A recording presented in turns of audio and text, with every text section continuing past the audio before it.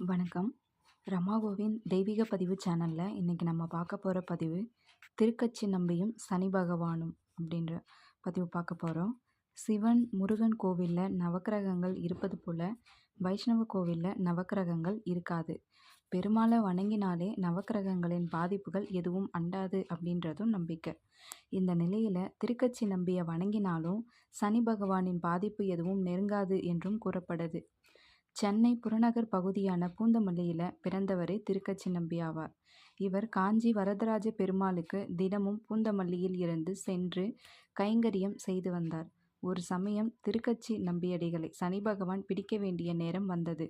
அதனால் சனி பகவான் அவரிடம் சென்று அதற்கு அனுமதி வேண்டும் என வேண்டினார். அதற்கு நம்பி பதில் கூறுகையில், தாங்கள் என்னை பிடிப்பதால் வரும் கஷ்டங்களை இறையருளால் தாங்கிக் கொள்வேன்.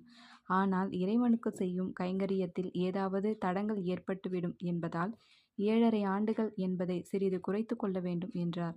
அதற்கு சனீஸ்வரன் 7.5 மாதங்கள் இருக்கட்டுமா என்றார். அது அதிகமாக இருக்கிறதே என்று நம்பி கூறியதும், அவ்வாறெனில் 7.5 நாட்களாவது பிடித்து கொள்கிறேன் என்றார். அதற்கு பதிலாக 7.5 நாழிகை வேண்டுமானால் பிடித்து கொள்ளுங்கள் என்று நம்பி கூறியதும் சனி பகவானும் சரி என்று ஒப்புக்கொண்டார்.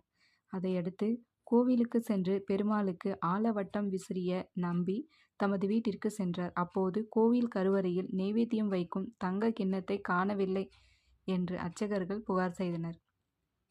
கருவறைக்குள் கடைசியாக நம்பி வந்து சென்றதையும் பார்த்ததாக கோவில் அலுவலரிடம் அர்ச்சகர் புகார் கூறினார்.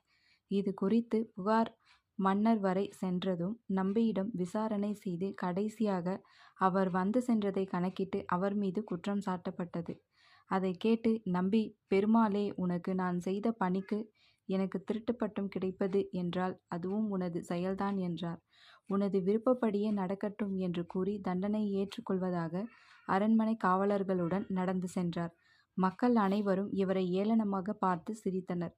அப்போது சனி பகவான் பிடித்த 7.5 நாழிகை முடிந்ததால் சுவாமியின் பீடத்திற்கு கீழே தங்க கிண்ணம் மறைந்து இருந்ததாக கூறி கோவில் அர்ச்சகர் வேகமாக ஓடி வந்து தன்னை மன்னிக்கும்படி வேண்டினார்.